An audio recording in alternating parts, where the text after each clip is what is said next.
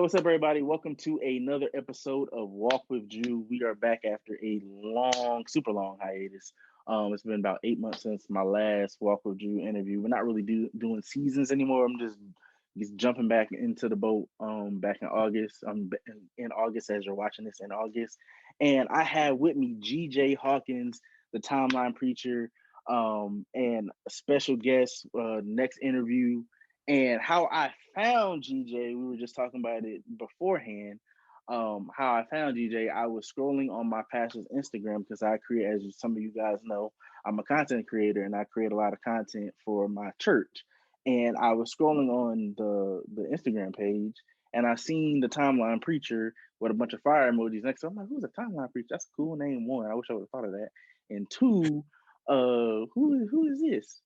And then I clicked the page, and then I seen he's a preacher, he's a pastor, and he's black, and he's teaching New Covenant. And I said, whoa. I said, wait a second, what is this? This is New Covenant. He's black. I have to get him on the show. So we got GJ Hawkins. How you doing, man? Man, I'm doing good. I'm happy to be here. Shout out to everybody that's watching. I know you guys are awesome, amazing people because Drew's amazing people. And again, I'm glad to be here. Yeah, man. So let's get into it. So first, just tell me a little bit about your upbringing and who is GJ. Yeah, man. So again, I'm GJ, first name Gary. I'm a Hawkins. That's my last name. And the junior, that's where G and J comes from. Gary. Okay.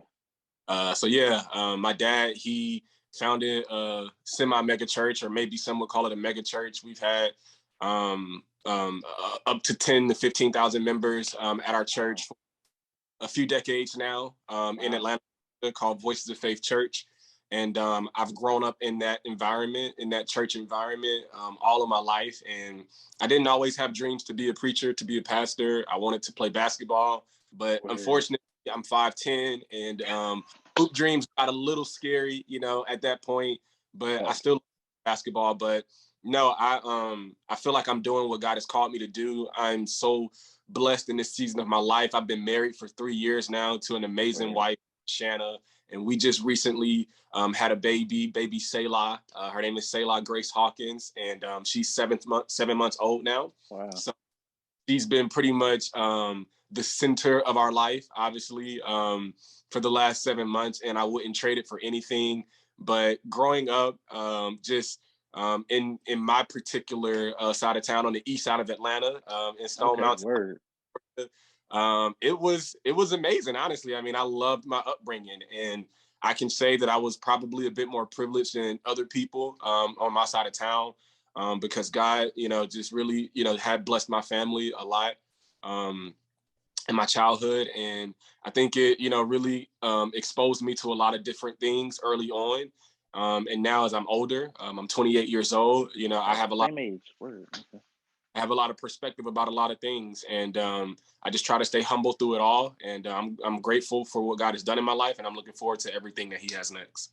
Word. So you hit the word megachurch for me, because I grew up in somewhat of a megachurch in Charlotte.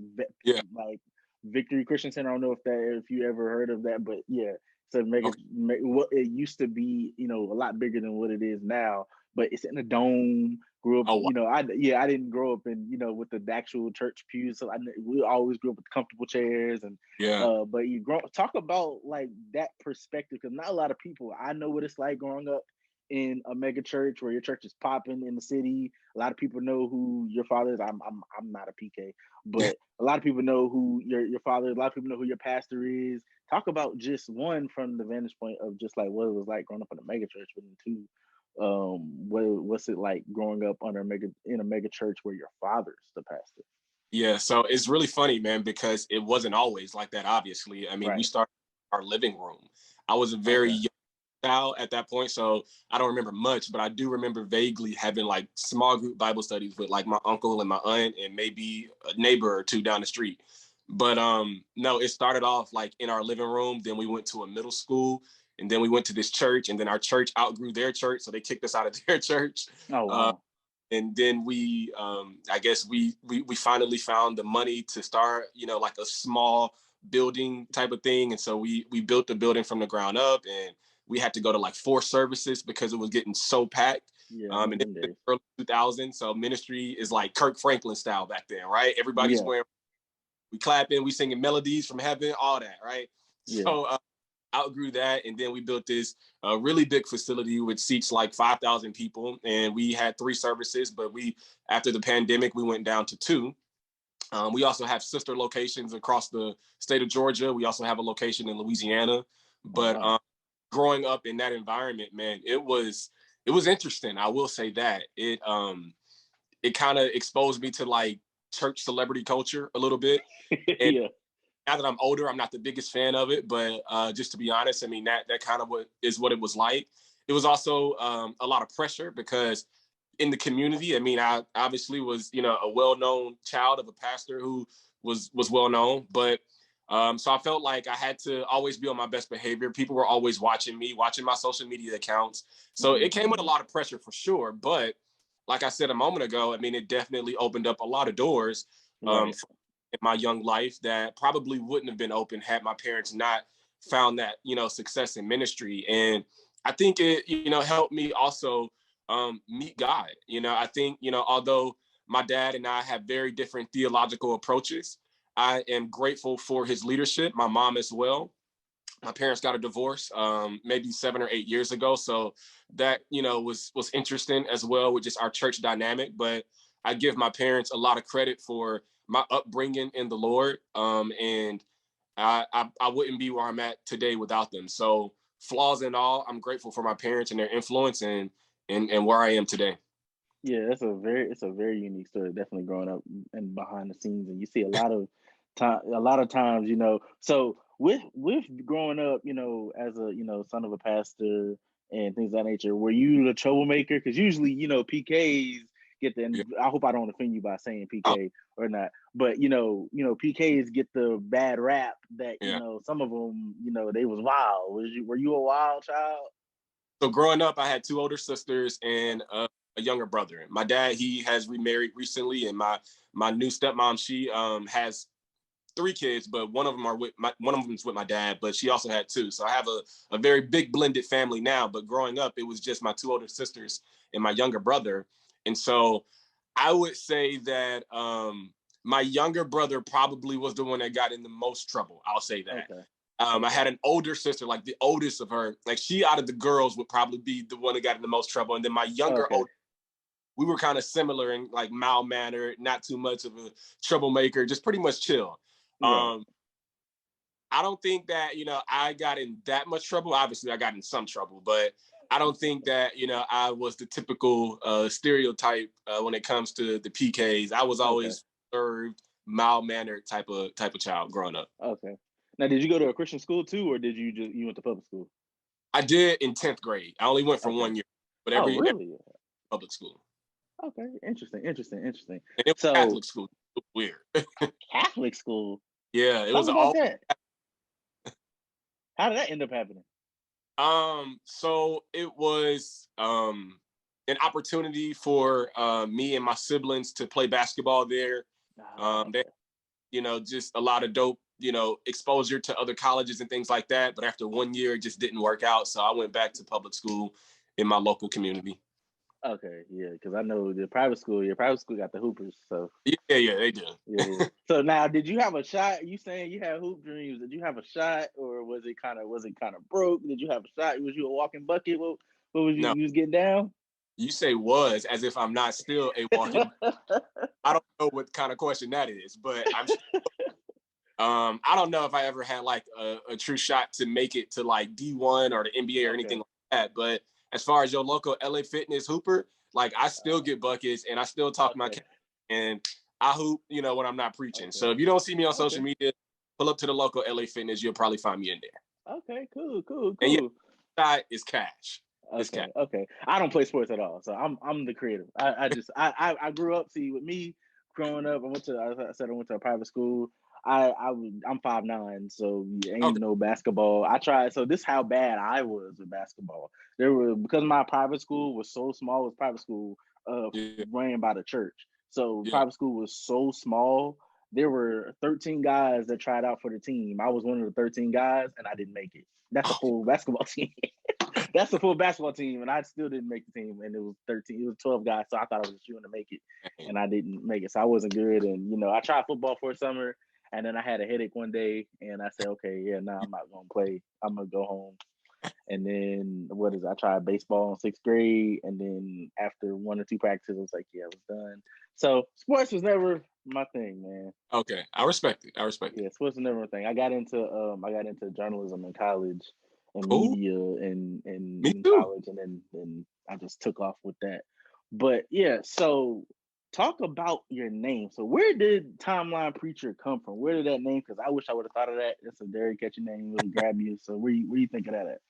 Look, before I get there, let me just say shout out to the media majors, man, because I went to school for mass communication at Fort Valley State. It's you out here in Georgia, but shout out to the media majors. But the Timeline Preacher. One day I was my old Instagram name was The Real New Atlanta. All right, so that's when I was out here in the streets. Not really. I mean, I wasn't gangbanging or anything, but I wasn't necessarily living out my faith in the way that I am today.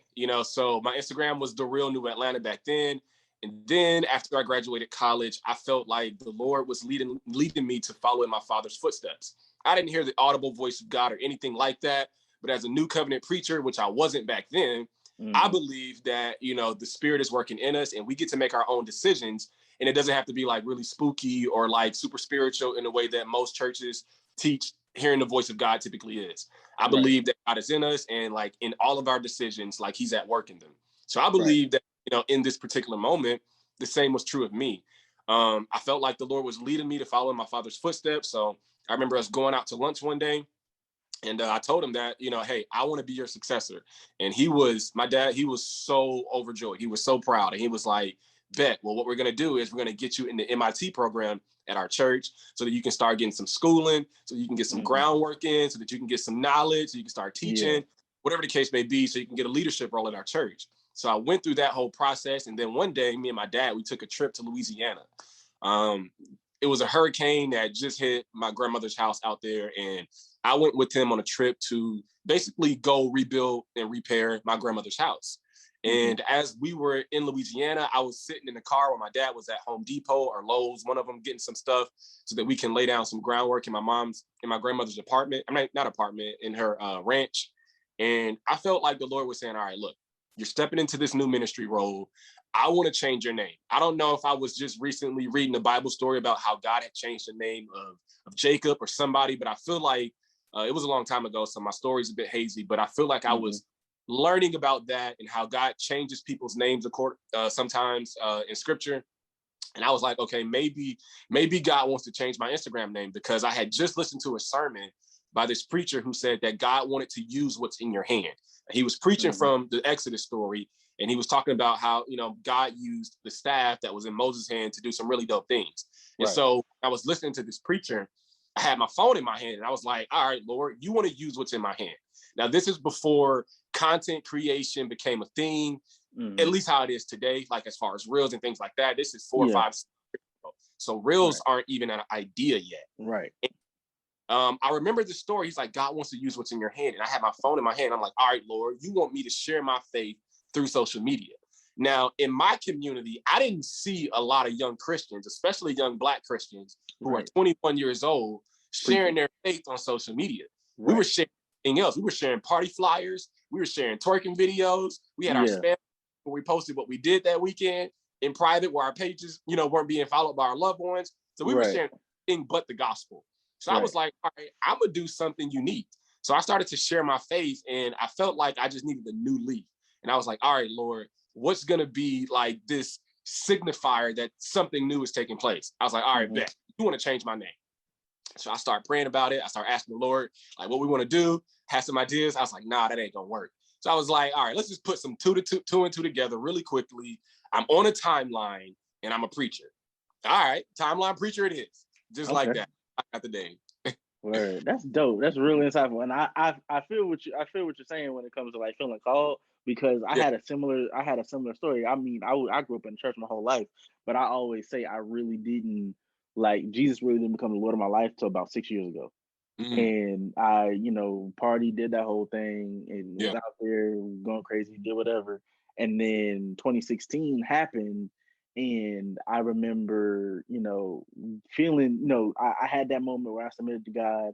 And then I also, in that same moment, I, the next breath, I remember scrolling on my Facebook and seeing a guy named Coach Josh. I don't know if you're familiar with a guy named my Coach Josh on Instagram or YouTube, guy named Joshua Ezzy. Okay. Um, and I remember searching, seeing, because he went to Victory too. He went to my school too, but he huge. He still is. He got 50,000 subscribers on YouTube. He was Oh, my mentor. But wow. I went to his Bible study on. I used to work a job on Tuesdays and Thursdays, and he had a Bible study maybe 10 minutes away at 7:30. I would leave my job early. I worked 4 to 8. I would leave my job early and go to his Bible study. And I remember, like I always been, the media. I went to school for journalism. I'm well spoken, all that Yeah. stuff. And I was doing content. I was doing like music content because I wanted to be the next Terrence Day. I wanted to do the whole 106 and Park thing. I still Dope. do. And I remember going to one of his Bible studies, and then he was like, "Yeah, man, you can." He was recording something like after he taught. We were on the stage at this in the main auditorium, and Yeah. he was like, "Yeah, man, you can come. You be up here with me one day." And I was like, "Me? What?" And we did like a series of episodes, and I would help out with the Q&A sessions at the Bible study, and that was kind of my bearings in ministry, one, but then in two, like Christian content. And I always felt like I want, I didn't hear no audible voice. I didn't, it didn't hear that, but I just felt the unction. Like you can't Yeah. dodge this unction. You can't dodge this feeling of like wanting to preach and do whatever. So I resonated with that, just you didn't feel you just because I at one time I was trying to do Bible school because I felt like, oh, God calling me. I'm gonna look for Yeah. some online Bible school to learn theology and a whole bunch of other stuff. So I definitely resonate with that. Yeah. Um, so when was the first time you heard about the new covenant, and what was your reaction? So when I started the whole timeline preacher thing, some 5 years ago, I started to do Bible studies every Wednesday night, Hmm. at around 10 o'clock, and I would just Are you kind was of. preaching to people online or you was in person? It was online, Okay. do lives every Wednesday night, and Okay. just attack different subjects and subjects that I was learning about, and so I started to just read a lot of books, and that got me in the habit of being a book reader, which I still am to this day. I love to read, and I don't know. One of the questions that I addressed, because that's how I approached my Bible studies, I would ask a question to kind of do like a clickbait type of thing. I would ask Mm-hmm. questions, anything that you can think of that young people who are just kind of navigating their faith are curious about. Like I somewhat still do today, but I don't do lives as often as I used to. But Mm-hmm. I remember doing a Bible study about the covenants of the Bible, and Mm. it's a lot of different covenants in Scripture. But Right. I remember very vividly the new covenant being the most recent one, that the Bible introduces to its readers, its audience, and what it all entailed. Now, again, I'm exposed to the new covenant at this point in my ministry, but I'm not yet, as I would call myself today, a new covenant preacher, a grace preacher. So I'm Mm-hmm. exposed to it then, but I don't think that I really start to dive into it the way that I am now until about 2 or 3 years ago, even though I probably first heard about it 5 or 6 years back. So did you stumbled upon it yourself, or did another ministry stumble you upon it, or how did that work? Well, I was just reading. I had some good resources back then to kind of help expose me to, just some Bible content. And Right. it just walked me through whatever resources I was using at the time, all the different covenants of the Bible. Mm-hmm. We started to look at in that Bible study, the Davidic covenant, the Mosaic covenant. I mean, just all the different covenants of the Old Testament, which Mm-hmm. ultimately led to the new covenant in the New Right. Testament, even though it's prophesied in the Old Testament, but it Right. just led there. So we see all like these different 5 or 6 different covenants, and it was in that moment that I was first exposed to it. But Okay. the Lord, I don't know if he was planting a seed in that moment, but it really didn't come to fruition until maybe about 3 or 4 years ago when I met this one guy on social media named Zach Maldonado. And he resonated with some of the things that I was saying, even though it wasn't necessarily sprinkled with grace. And Mm-hmm. we exchanged numbers, and he just started to challenge a lot of things that I was saying. And it was difficult, honestly. Yeah. I'm over here telling him like, nah, bro, like, I know we're not under the law anymore, but we still keep the 10 Commandments for morality purposes. And he's like, all right, well, let me help you understand certain things. And honestly, I didn't take it easily, but the Lord started to show me that, you know what, there may be another perspective here that you're not seeing. And from there, it kind of led me to do more research, and here I am today. That's crazy. That name sounds so familiar. If I see his face, I probably know who you're talking Follow about. him. I follow him. He wrote a book called Jesus is Better. Okay. Yeah, but because this one, like, if I follow him, then I probably because I follow. Anytime I see somebody talking about grace, I follow. But yeah, Maldonado, that name sounds really familiar. Okay. Instagram shows you like who you Yeah. follow. Yeah. So. Okay. Yeah. So I gotta go back over his page. Yeah, but that name sounds super familiar. So okay. So yeah.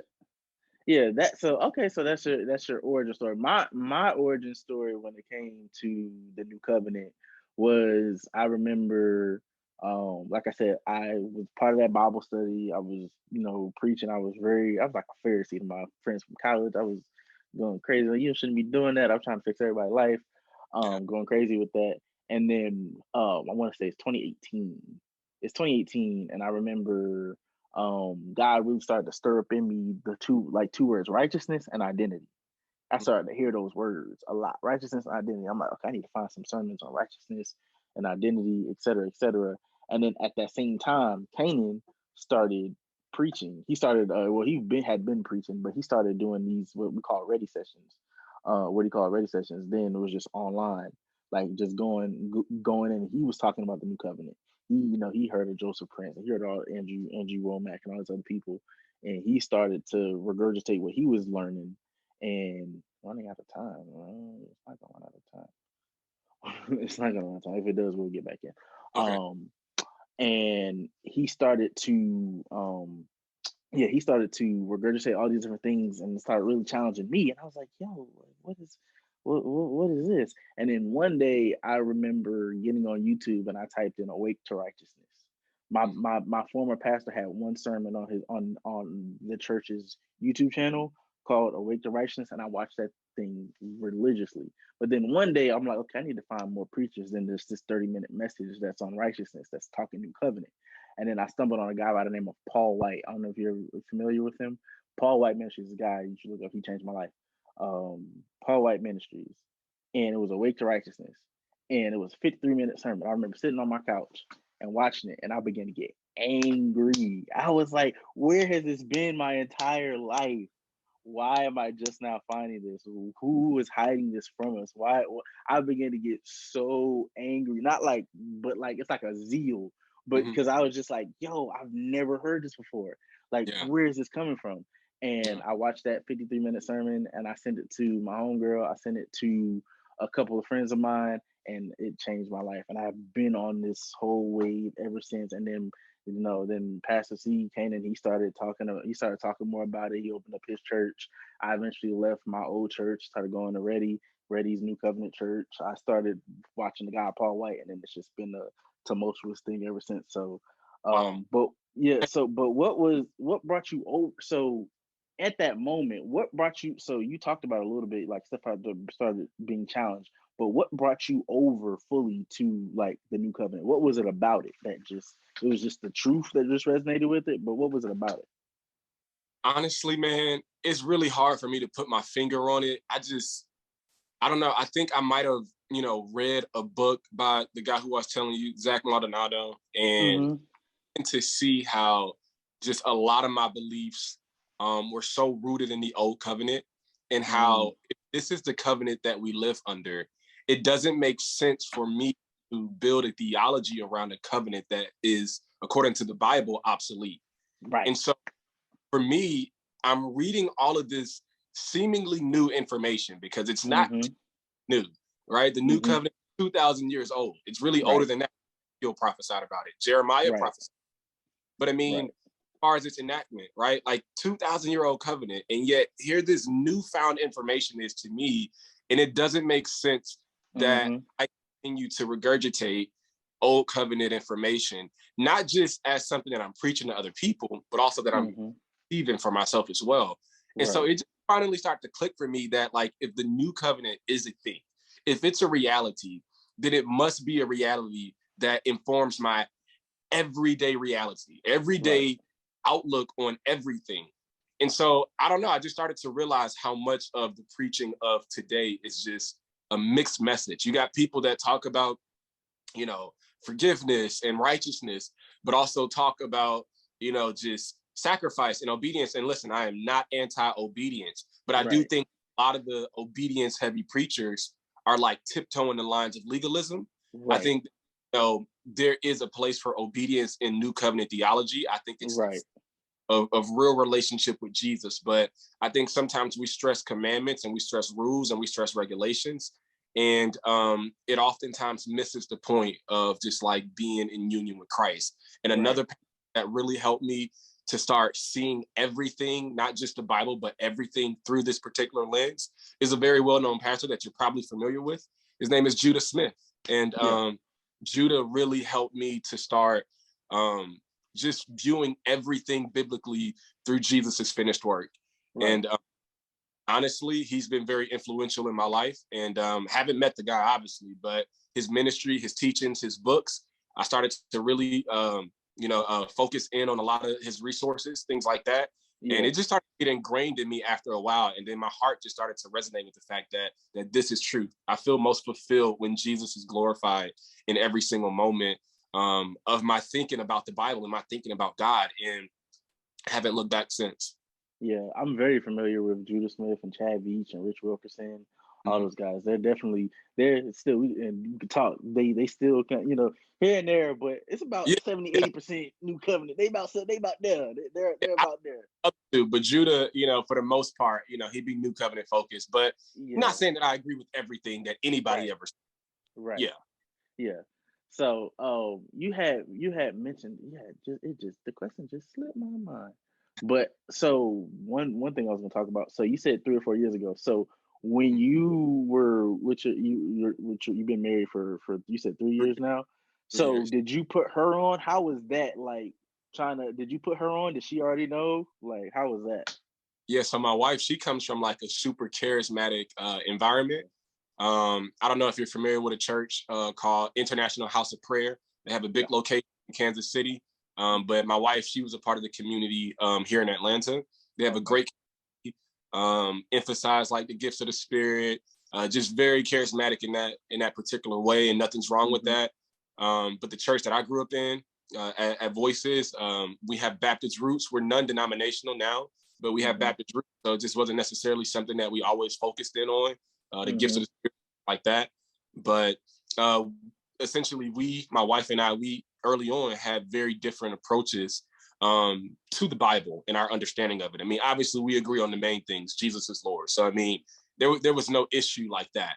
But I think that, you know, when I started to be exposed to just new covenant teaching, it also started to kind of rub off on my wife. And now she finds herself, you know, not necessarily doing away with her upbringing because she loves it, and I do as well.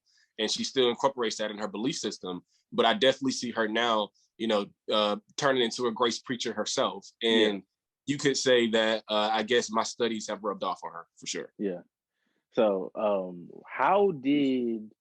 this is what the question was. So in talking and being, you know, a new covenant preacher, and you have people around you that may not believe it, and may be still in legalism and things of that nature, and then preferably like talking about your girlfriend, your father, things of that nature. How is it like talking about the new covenant to people? Like, how is it, you know, opening up to people like, yeah, I believe this, believe differently? Were you nervous? Like, believe it, I don't know if your father, if you would consider your father a new covenant preacher or not, but were you nervous about like not necessarily agreeing with the majority anymore? Because I know for me, I was kind of nervous leaving my old church, and it's like, oh man, this is different. It feels good, it resonates with your spirit, but at the same time, it's like you're used to one way of life. So like, how was that? No, I'm not nervous about it at all. In fact, I actually sometimes probably can be too confident, you know, to tell facts that I have a different perspective. And one of the dangers of And I was talking to somebody else recently about this. It's kind of funny. She was saying to me, she reached out to me and she was like, hey, I'm a grace preacher. Do you ever find yourself as a grace preacher as well, GJ, almost like prideful when you talk to people because you feel like you know better than them?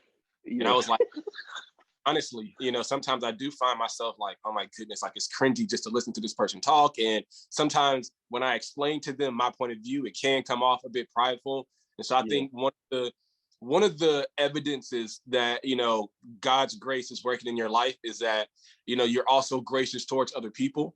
And I think that, there is a tension between, being exposed to the message of God's grace and also communicating it in a way that reveals that you believe in God's grace. But sometimes the grace preachers don't always do that. I mean, the ones that I look up to, they do a very great job at it. But I have found that it's a bit difficult at times not to come off prideful or like a know-it-all to certain individuals. But nervous, no, that's never necessarily an issue for me. I love every opportunity to tell people about God's grace and about the new covenant. So you were talking about the prideful thing. You said you had somebody reached out to you. You said, do you ever find it like being prideful? And I resonate with that so much because like my girlfriend will get on me and I know I'll get on myself. Like when people talk in your comments and they try to talk cash and I'm like, you don't know this. I know what the Bible says. I know what the Bible says. It's not what it's saying, but I'm gonna let you get your cash off. I know what it's saying though. Like, talk about that. Do you ever how do you navigate those moments? Do you just like, okay, God bless, you don't engage with people? Like, how do you navigate that? No, I actually engage too much, my wife would say. I love it. I mean, I part of my social media, I guess, persona is engaging with people. I tell her all the time, I don't know if I could ever truly be famous because I want to talk to everybody. I look at some of my the preachers that I follow that have big names and big followings, and I see all these different comments. I'm like, man, they don't be responding to anybody. I mean, they're just pastors, you would say. And I'm like, I don't know if I could ever be that because I just be wanting to tell everybody, thank you. Oh, I'm so glad you were encouraged. Or, oh, you don't understand this. Let me show you what I meant. Like, I want to talk to everybody, And so sometimes that can be, I don't know. But, when it comes to individuals that disagree, like I'm eager to engage with them. And I've been more intentional. I've gotten more mature about making sure my wording is intentional because I don't want to ruin the message that I'm proclaiming by not showing them what it means to be gracious. Like it's one to preach grace, is another thing to actually preach it gracefully. And I think that's important. I don't think that, we have to be pushovers. I don't believe that's what grace means. But I do think that there is a way to always sprinkle everything we say with love and grace and kindness that scripture encourages us to do. And so that's not the easiest thing in the world for me. But it's something that, with some intentionality and, just heavy reliance on the spirit, that I've been able to say that I've gotten better at. But it can be very tempting with the more knowledge you get to be a bit more prideful. And I think that it really says a lot about you as a public speaker, as a Christian in general. If as you get smarter, you also get kinder. It says a lot. Yeah, that's good. Smart, you become smarter and kinder. Yeah, but I definitely struggle with that a lot, especially with the videos I be making and stuff like that. I'm like, yeah, I know people. Videos be fire. I appreciate that. Yeah, for but with that, it's like I remember I did one thing. I talked about how we're forgiving past, present, and future, and oh my god, so many people was coming in the comments. And then I did one about Judgment Day and how where God's not going to be, there's not going to be no real to real tape or no tape of Him showing us our sins at the end, and how we see and how half of these prophecies y'all see on YouTube about Judgment Day is coming, and the people's dreams is talking about God bringing out their sins. I'm like, that stuff is not real. But I used to watch that stuff in 2016, 2015, 2017. I used to watch all them prophecies about Judgment Day and people, saying, I saw this and this person and God had talked about this. I'm like, if you get to heaven and Jesus brings up one iota of sin, that's not Jesus. That's not the heaven because he's coming back without remembrance. So I did all that and just so many people. So it's definitely tough. That one. Oh, you haven't seen that one? I haven't seen that one. Maybe you can send it to me in DMs when we get done. Yeah. Yeah, I'll send it to you. Yeah, so many people's in the comments like going in and yeah, but I definitely know. But what I was kind of trying to teeter on was just like with me, I know coming from one community where I grew up primarily word of faith. So I grew up primarily word of faith, and then you come in, you leave word of faith, and I still believe, I still, I believe in the gifts of the spirit and things of that nature. So that word of faith taps in, but you leave word of faith, and you go to New Covenant, and it's like the same space the word of faith movement was in back in the 70s or the 80s when word of faith really started getting popular. People were getting kicked out of churches, and the same thing with now, like people aren't getting kicked out of churches, but people are being trash talked in pulpits saying, "Oh, grace preachers, grace isn't this, and it's heresy and all the stuff." And I remember initially when I really started to get into the new covenant, my former pastor was saying grace was heresy. You had other people saying grace was heresy, talking about the stuff that Joseph Prince preached and Andrew Womack, all the stuff, just going in on it. And I kind of felt like it felt weird to me leaving one space and going into another. So did you kind of feel that same type of thing, like you're leaving one space of thought or belief, how you may have grown up, how you may have thought under your father, things of that nature, and then coming into your own? Did that kind of make you not necessarily nervous, because after a while you're like, man, I already know it's the truth, but in the beginning, how did that make you feel? Honestly, man, I honestly, I'm not gonna lie. It made me kind of resentful towards, I guess, the prosperity gospel beliefs that kind of circulate around my community. Honestly, I just really started to, I don't know, just resent a lot of mainstream preachers, a lot of mainstream teachings, and honestly, now I just have so much compassion for them. I mean, I don't always exemplify that in a perfect way, but I mean, I don't necessarily feel resentment towards them anymore. I can say that, but Right. I felt kind of like you felt in that moment where you said you just felt a lot of zeal. Mm-hmm. Like, where has this been my whole life? And Yeah. I don't know. I mean, it kind of felt as though, everything I had known had been a lie. And thank God, Yeah. that a lot of these teachers and preachers who don't preach grace, I mean, they still believe that Jesus is Lord. And so Right. I think that even if we do get certain things wrong, if we agree on Jesus, I like to believe that you're going to be in That's heaven. it. Right. Grateful that I didn't grow up believing that Jesus wasn't God. So Right. we got that part right. But Right. everything else about health and wealth and everything, that typically surrounds that word of faith, prosperity, gospel type of Right. thing, which I can say is, kind of similar to, some of the messages that, my church preaches every now and then. But I am learning that, everybody was brought up so differently. And I think that people have reasons for the beliefs that they have. And I don't think it's Mm-hmm. enough for me to not, I don't know if it's enough for me to resent a person because I disagree with them. I think Right. that one of the ways that I can expose them to truth is by, loving them in spite of our disagreement. And I think Yeah. that's one of the best ways that we can exemplify the grace of God that, we believe in. Right, right, right, right, right. Yeah, so I definitely went through that. But I wanna get into now. So like I said, like we said in the beginning, I stumbled on his page, and he's black, and he knows the new covenant. And that space, like we were talking before we got on, I only know four, five individuals, and two of them sitting right here on the screen. So how is that talk about navigating that space where you're in the new covenant space and you realize there's no black people here, and then why you may think that is, and then well, we'll get first how, because I want to talk about why you think that is and how we can change that. But first, talk about that navigating being in this space, and then like why you think more black people aren't new covenant preachers or It's believers. uncomfortable sometimes. I'm not gonna lie, because I've had my family, like close family, tell me that, like, I believe what white people say before I believe what like black people who like raised me and like, are like What? have to say. And so it's been uncomfortable at times because it makes me feel as though like I'm a sellout, like just because my faith, you know, um, looks a little different than theirs. And it's Right. just me, I can't say that new covenant grace is a white man's Right. perspective.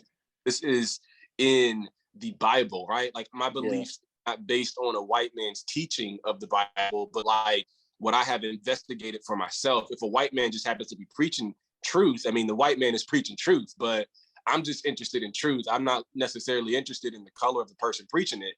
But Right. I mean, I have my family, tell me like, oh, you like that white people music, you like that white people type of preaching. And so it definitely, feels weird at times that is not many black people teaching like I'm teaching, because oftentimes I can get, lumped into a category of being a sellout of my own community just because theologically I don't hold the belief of the majority of people that look like me. Right.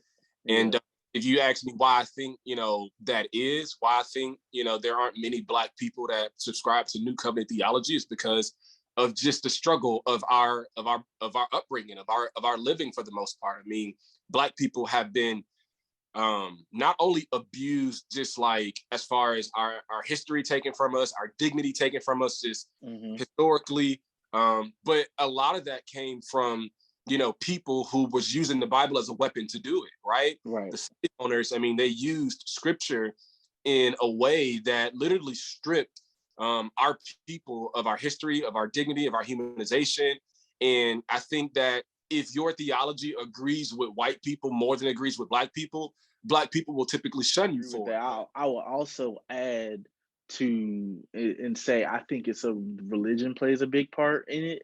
I think the black church is like who do you remember seeing wearing jeans to church first? Black people or white people? You White start people. seeing white people wearing jeans to church and embracing a more lax, laissez-faire approach to church, being open to rock and other stuff like that. Whereas primarily in the church, it's Southern gospel or it's gospel. Ladies dressed like this, men dressed like that. You got to wear a suit. So I think that has a part to play. And I also that opened my mind up. What you were saying, that also opened my mind up that might allude to it as well a little bit. But I also think that religion had a lot to play in it. And I think like when it came to the new covenant, I feel like if new covenant's not filled with religion, so you got the individuals that white individuals may be able to gravitate towards because they weren't on a religious note. Now I know there's certain sects of Pentecostals and certain sects of Kojics and certain sects of different people in different denominations who are white, who are super religious, but and racist as well. But also there's other sides that are not religious and they gravitate towards that. So that's an interesting dynamic. Yeah, I've never. When you say it's like your family saying like you preaching what the white people preach or believe or whatever. I've never had anybody say.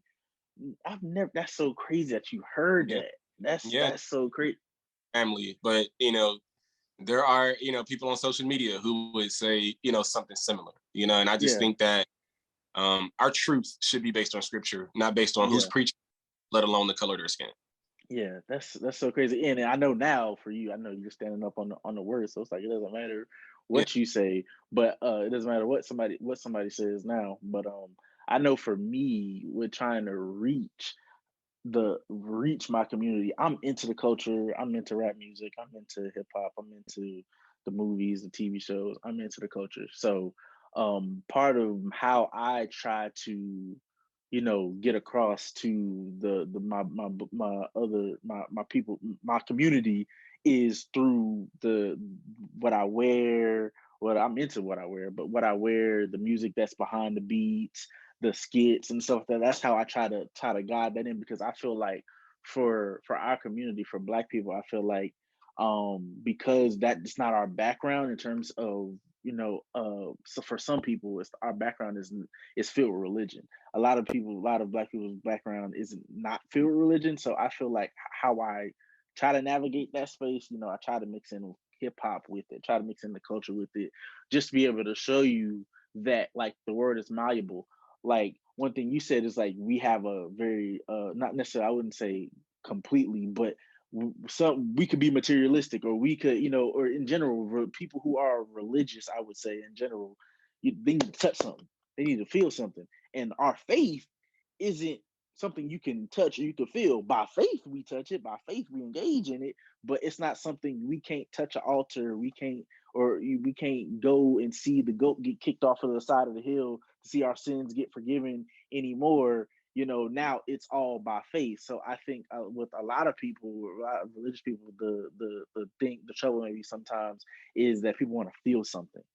Mm-hmm. Like people want to feel something, and a lot of times, especially within the new covenant doesn't preach against feelings, but feelings aren't everything. Feeling isn't the basis of how you connect with God. So I think that has a way to do it too. Like people are used to shouting and things of that nature, and I didn't grow up with a shouting preacher or a person who just preached and preach and all. I didn't grow up on that. So like when I see that now, I'm like, how people learn from that? Because I grew up under a teacher. So he had a notebook, he had points on the screen, and we would be sitting there and it would be like we're getting taught. Like it's like we in school. So that's kind of how I preach. That's kind of how I teach. I teach from that same standpoint. That's what resonates with me. So I think that's also another thing too. We're used to the emotionalism side. We're used to, the preachers, some preachers may sing, some preachers may just preach. We're not used to teachers of the word. So I think that may be another reason why, certain Black people navigate over or don't navigate over. For sure. I agree. Yeah. So let's talk about you being a youth pastor. So how did you get into becoming a youth pastor? Yeah, no, I didn't start off with that role at my church. I had a couple other roles, and the youth pastor who was there, he decided that he was going to do something different with his life, and the opportunity presented itself for us to start to venture out to look for a new youth pastor. And I just was like, you know what? I mean, I love our teenagers. Like, can I throw my name in the hat? And they allowed me to do that, and they decided that they would give me a shot. And I've grown a lot as a youth pastor. I mean, at one point it was just, candy, pizza, and all right, see y'all next week. And right. Just being able to just mature over the years in that particular field has been a very rewarding experience. I'm still learning as a youth pastor, but just being able to connect with those kids has truly been, more fulfilling than anything I could have ever imagined. Like I definitely want to take over for my dad one day. I mentioned earlier that I'm his successor, but I mean, I'm not in a rush because me and those teenagers, my wife and I, we lead them, and we just connect with them so well, and they're buying into the message of new covenant grace. Like they're buying into the fact that they're fully forgiven, that they'll never be abandoned by God. Like they're buying into these things, and it's so radically different from what they've grown up learning. I had one girl tell me one time that her mom told her that if she didn't speak in tongues, she wasn't going to meet Jesus. She wasn't going to heaven. And so just being able to navigate and walk through life with some of my teenagers in a way that makes much of God's grace has been so rewarding. And we do dope stuff. I mean, every month our youth ministry is doing something dope. But apart from that, just being able to inspire them and to fill their minds with truth every single week is something that I don't take for granted. And it's so weird because oftentimes what they're learning about is a lot different from what their parents believe. And so they're able to, kind of look at scripture from a different perspective that doesn't condemn them, that doesn't judge them, and doesn't, leave room for them to go on to live hypocritical lives. Because a lot of them find church difficult because they feel like their parents do this one thing every single week, but, in private, they live a totally different life. But we believe that grace gives us permission to be ourselves at all times. Right. And they're buying into that message. And apart from all the dope stuff that we do, being able to see them grow up in God's grace like that, I don't trade it for anything in the world. That's great. Yeah, that's great. So how is that navigating you preaching one thing and then the parents I assume the parents go to your father's church, so because they're at the youth ministry. So how do you navigate that? Like, have you gotten pushback from some of the parents? Have parents come up to you and say, what are you doing? Because you're teaching one thing and the parents may be hearing or receiving or believing another? I haven't ran into that problem yet, ironically. Okay.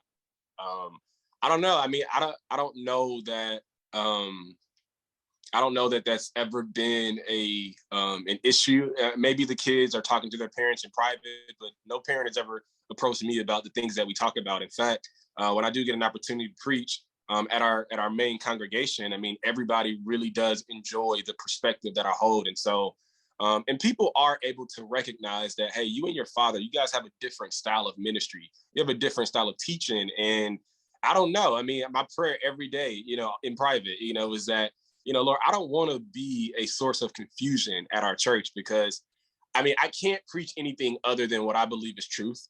But at the same time, I don't think it's appropriate for me to try to like be a dividing line, at our community, Right. where people are forced to make a decision between, the head of our house and his son, essentially. Yeah. I just try to preach truth in a way that doesn't necessarily cause anybody to have to pick sides, but make decisions for themselves about what, the scriptures have to say about the issues that, we address in the pulpit. And so I believe that, the Lord can handle those things that I can't. I don't want to cause division in our church, but I want everybody to grow up knowing that they're loved by God, and nothing's ever going to change that. And so that's the focal point of my religion. Right. So you talk about how they're growing up in grace and they're getting the new covenant. So talk about navigating how to, like, you're teaching it. This is new covenant. It's sometimes not really, sometimes can be complex, but it's really simple. But how do you teach to the youth this grace gospel? What are you doing? What are some different things that you're doing? But how do you navigate that space of teaching this grace gospel to it? I do it in bite sizes. I don't overwhelm them. We do like 10-minute sermons, very simple things that, I'm teaching on a Sunday morning. And then I encourage them to follow me on Instagram, so that the 60-second clips, because I mean, our kids, I mean, they are on social media all day long. And so sometimes, on Sunday, we would love to give them 50 points to, write down and jot down about the, but the reality is they take notes all day at school, and they don't want to come to church and do that per se. And so I give them bite-sized samples on Sunday of new covenant truth, simple things that they can take with them and review, throughout the week. And I also encourage them, hey, follow me on social media and I can meet you in a way that makes sense to you. Like, they do reels all day, every day. So that's one of the reasons why, I'm doing a lot of reels on my own personal page, because I know that a lot of my teenagers follow me. They look up to me in my private life. And essentially, they're able to, kind of like you were saying, buy into what I'm doing and what I'm saying through cultural means, right? Like, I'm using, Bank Account by 21 Savage, as a beat to talk about, total forgiveness. And okay, is making right? That's the key. So I think, it's been, creative about, just preaching truth, because it's always been said to me that, our message doesn't change, but our methods may have to every now and then. And so I'm just trying to take advantage of, the times and, also preach truth, even though my strategy may change here and there. So, yeah. And I possibly got a resource for you to help them out with. We'll talk about it after. But I created a card game called Remember Your Righteousness. It's a new covenant card game. I haven't really been promoting it as of late because I'm trying to find a new supplier. But we'll talk after the fact, and maybe if you like it, talk about the idea. The church can get copies for the youth, and y'all can engage them. But it's a card game, so like it's literally like phrases. Like, okay, it may say, I am totally forgiven, and it's from first person, so they're repeating it, so almost like confession as well as playing a game. And you say, oh, I am forgiven, and then the person across from you you get they get three choices, and 1, 2, 3, remember your righteousness. Which one is it? So we'll talk about that after. I think that'd be a resource for you. You said earlier that you mad that I took the timeline preacher. I started that one before. Look, I'm mad you beat me to the punch on this Remember Your Righteous one. Hey, look, maybe able to collab on some other resources. I got some other ideas in mind. Let's do it. So recently we've seen the whole Roe versus Wade decision. We've seen Uvalde with the mass shootings. It's a tough day and age to be a preacher.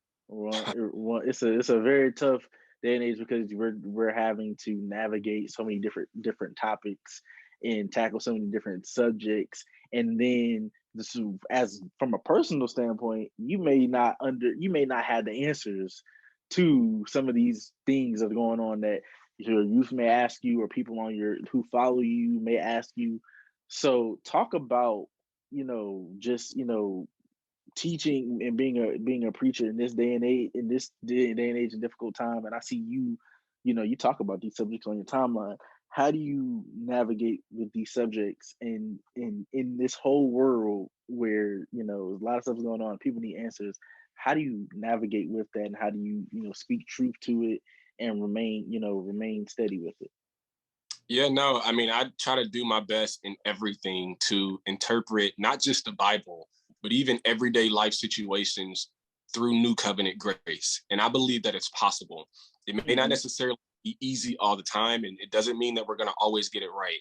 But I do believe that everything that we see happening in our life today, in our world today, there's an answer found for it in God's grace. Like, people need God's grace. The logic of the New Testament is that grace changes our behavior. Many Hmm. people think that we have to change our behavior to receive God's grace, but I mean, a lot of the different things that we see happening are behavioral issues, right? These are soul issues. And the truth is, people need the gospel. And people need to know that there's a God who is madly in love with them. And I think when we approach subjects like the overturning of Roe versus Wade, a lot of people didn't necessarily in their celebration of the overturning, I don't Hmm. believe that they did a great job, many people, of exemplifying Christ-like character. I mean, Hmm. because it's one thing to stand for righteousness, but it's another to use it as a weapon. And I saw a Right. lot of Christians weaponizing righteousness. And a lot of people Right. are probably, what does it mean to weaponize righteousness? Well, it's to use your good standing with God as a means to make somebody else feel shamed or hurt or Right. harmed, pain. Right. And I felt like if I'm an unbeliever and I watch Christians boast in my face about a decision, Mhm. Yeah, that you wouldn't want to be a you, Christian. even if you exactly, you probably wouldn't want to be a Christian, but I believe that it was good, right?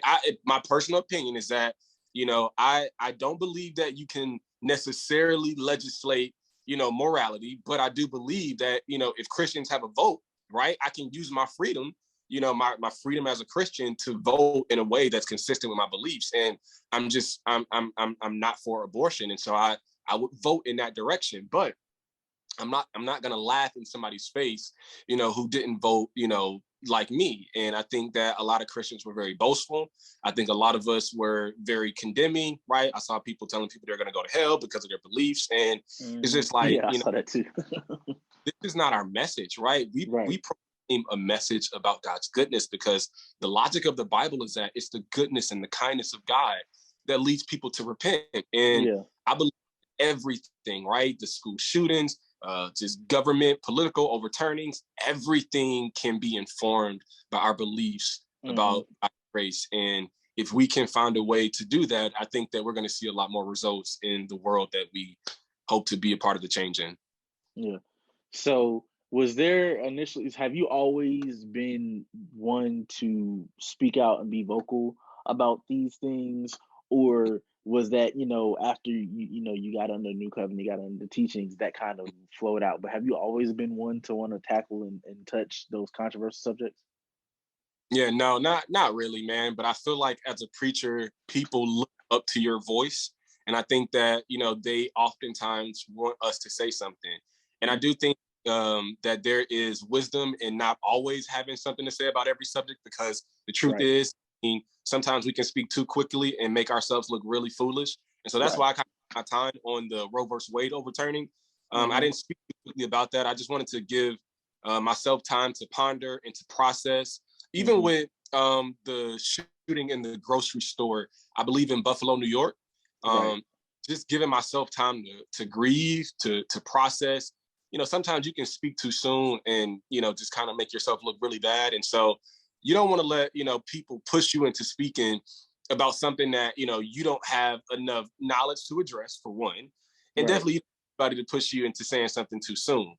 And so I think that, it's wisdom in being aware of both of those realities. But as a preacher, I do think that, God has called us to use our voice to speak on issues that he would like to address. And we're his mouthpiece in a lot of regard, to be able to do that. And so I think that there is a sense in which, people like myself, people like you, people like other pastors, and Christian leaders have a responsibility to inform the world about God's perspective about suffering.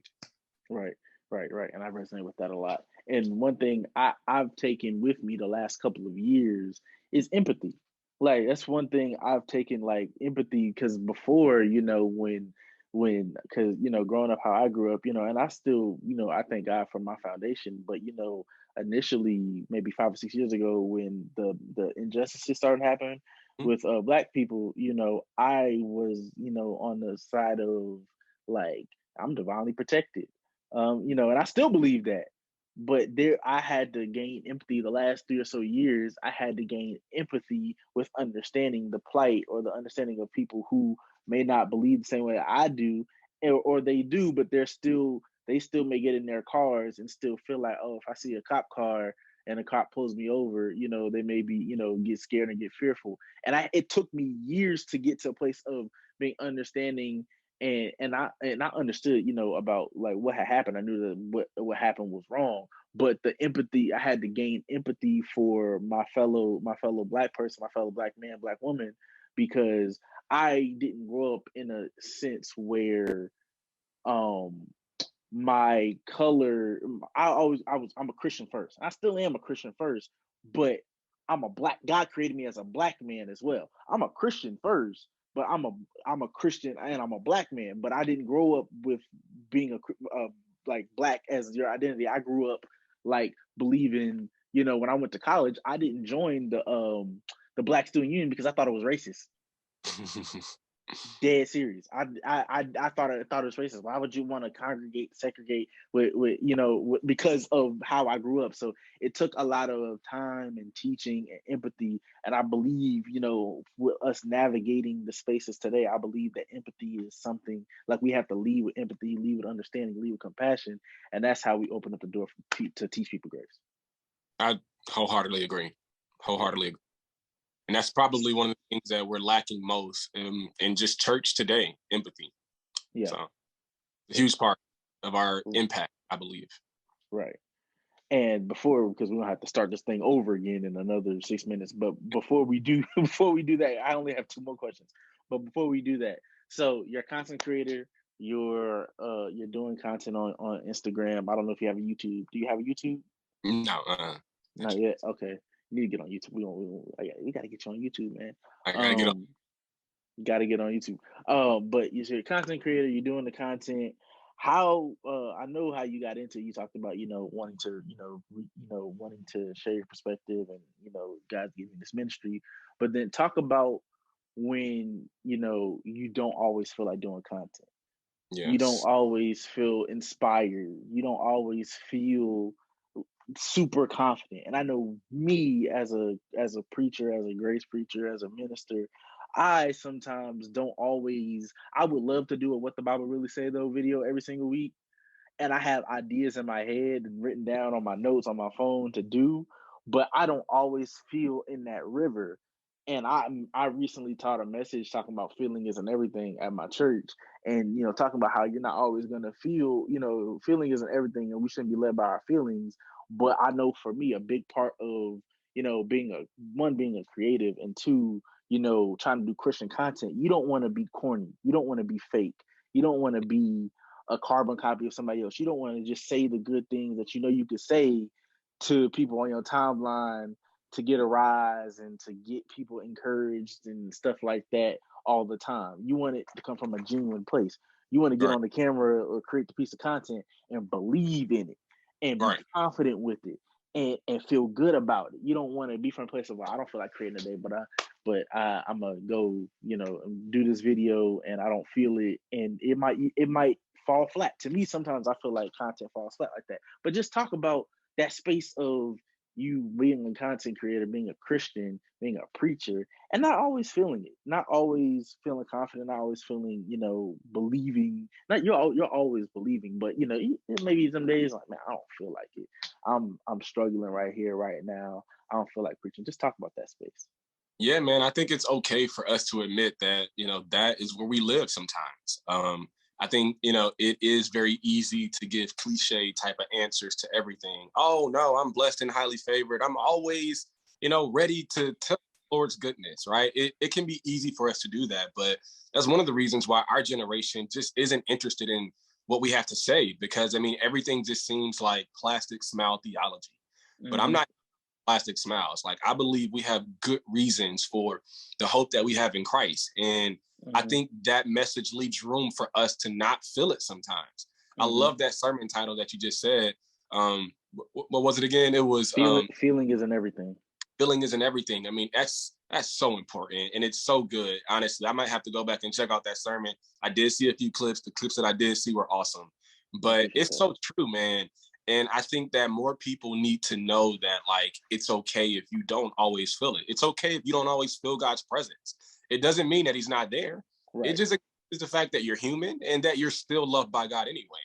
And so I think that, you know, if our messages start to sound like that a bit more often, it leaves space for us to be, you know, a community of real people and not people who just do the religious thing, because that's typically culturally what we always have done anyway, right? We've always just gone to church because it's Sunday, but not actually had a true relationship with God. We'd never really, you know, allowed people to come into our, you know, our space because we weren't really interested in community. We were just interested in a facade, you know, and I don't believe that's what, you know, New Testament church is all about.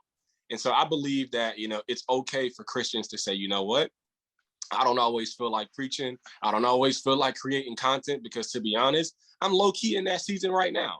You know, yesterday was like the first day in like a week that I posted anything on my social media page, and I wasn't motivated. Right. And I honestly, you know, wasn't ashamed about it. I mean, I know Instagram says that if you don't post, you don't grow. And maybe that's true, you know, so I got back to it, you know, yesterday. But, you know, I was okay with also just enjoying my wife, enjoying my 6-month-old baby, you know, but I think people need to hear, you know, preachers say that, but also at the same time, understand that we preachers, we do have a responsibility. So while it's okay, you mentioned earlier, to take a Sabbath here and there, you know, I also don't find it to be a burden to do what I do. I love telling people about God's goodness. I love telling people about God's grace. And I love using social media as a platform to do it.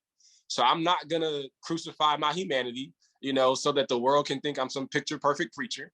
But I'm also going to, at the same time, take this calling, you know, reverently, and make the most of every opportunity that I have to share God's story, because I don't know how much longer I have on this earth or to do what I love to do.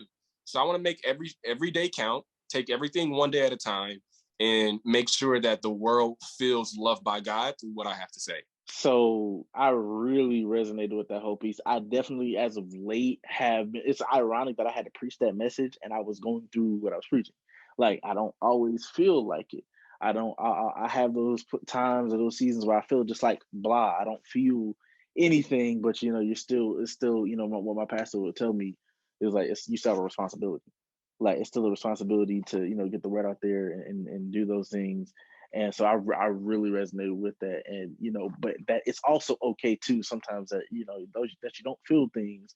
And when you do that, you know, when that happens, you know that you're human. I really resonate with that part. Like, knowing your humanity, knowing that you're human and that these things sometimes happen, but, you know, navigate through it, you know, by grace, slowly but surely.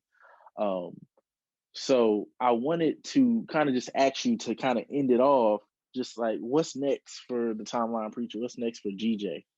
Yeah. So I'm currently in school right now, pursuing my master's degree in Christian apologetics. I navigate through big questions, difficult questions, and just being able to learn from some of my professors have been really just beneficial for me and just the ministry that I engage in, not just through social media, but just the total ministry that I do. I love to help people answer questions. And a lot of people think that apologetics is just about defending the faith like atheists, but apologetics is also about strengthening the faith of Christians, because all of us can admit that we all have questions that, you know, we would like answered. And some questions, you know, just can't be answered, you know, or, you know, at best, you know, can just be a reason for us to marvel at God's wonder, like just the aspect of the Trinity per se, right? Sometimes we get that wrong and we mess it up so bad because we try to make it make sense to teenagers, especially in my field, right? As youth pastors, right? We get that water, we get that ice, we get that steam, we get the whole nine, mess up the. But, you know, there is some wonder found in certain aspects of the Bible, but I do think that at the same time, apologetics is good for the strengthening of faith as well. So I'm enjoying this at school right now. I'm looking forward to finishing that in a couple years. So that's honestly my next feat.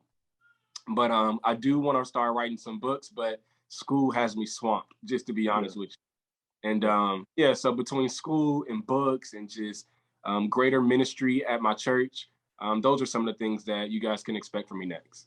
Okay, where? Yeah, see, I do. You in school for Christian politics. No wonder you talk about the topics you talk about. Yeah, you're supposed to. Yeah, You're an apologist in training, or you're an apologist. Of course, you're talking about this. So it makes sense. It puts two and two together now. It makes sense. Yeah, I know for me, coming into well, really like 2016, 2017, and being under a mentor who was heavy into apologetics, I know I got into that early. That'll be some good content. yeah, You talk about the writings of Josephus and I forget other cats that talked about Jesus and actually seeing Jesus and people who were not Christians yeah. like that reel might go viral off of Well, three non-Christian sources. I have one video on my page where I quote Josephus as a writer who testified to the resurrection of Jesus. So I don't know. I can send it to you and let me know what you think. Yeah, yeah, that would be some. I haven't thought about getting into that space. Yeah, Hey, man, that's some. I took the summer off because I needed a break, but in Yeah, fall I'm back at it. But I can okay. need some encouragement to start. Whatever that looks like for you, I got you. Yeah, that's a some that'd be some good content. Three non-Christian sources that prove the resurrection. That'll be a heck of a reel if I ever decided to do. Yeah, Look, that'd be a heck of a reel. I'll send you some books or some resources. I got you. Yeah, yeah, Send me some others because I got a couple. I got a couple over here in my library. But yeah, send me. Yeah, you might have to. We'll connect after the fact. Okay. And do that. I love to get your number and chop it up with you from time to time, man. For sure. After the fact. But thank you for coming on once again, man. It's been another episode of Walk with Drew with GJ. It's an incredible testimony. But two, I hope you guys enjoyed just us navigating, talking about the new covenant and different challenges that come with it, but then the joy that comes with it as well. So be sure to well, first off, give them. I said the timeline preacher, but give me social media where they can follow you at, and all that good stuff before we get out of here. The Timeline Preacher, spelled exactly how it sounds. On Twitter, it's TL Preacher, and then on Facebook, it's GJ Hawkins. All right, this has been another episode of Walk with You. Thank you guys for joining. See you soon. Appreciate it.